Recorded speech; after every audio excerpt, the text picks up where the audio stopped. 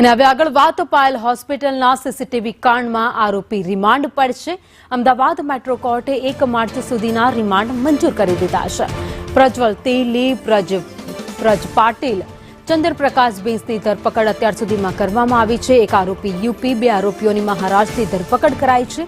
Mega MBBS YouTube channel સહિત અલગ અલગ આઈડી મહિલાઓની પ્રાઇવસીનો ભંગ થયો હોવાનું પણ સરકારી વકીલનું કહેવું છે. સીસીટીવી કેટલા લોકોને વેચ્યા છે તે અંગે પણ તપાસ અત્યારે ચાલી રહી છે. 20 જેટલી ટેલિગ્રામ આઈડી પણ મળી છે. વધુ અપડેટ સાથે સંવાદદાતા દિવ્યા ચૌહાણ અમારી સાથે જોડાઈ ગયા છે. દિવ્યા, પાયલ હોસ્પિટલ કાંડ જે સામે આવ્યું હતું સીસીટીવીને લઈને, તેમાં આરોપી 3 છે જેમના રિમાન્ડ મંજૂર કરી દેવામાં આવ્યા છે.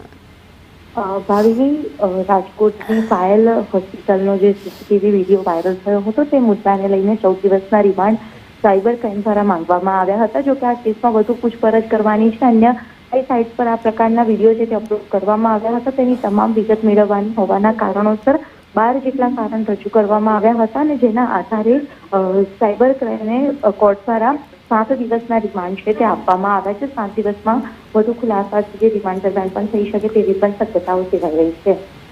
આભાર માહિતી માટે.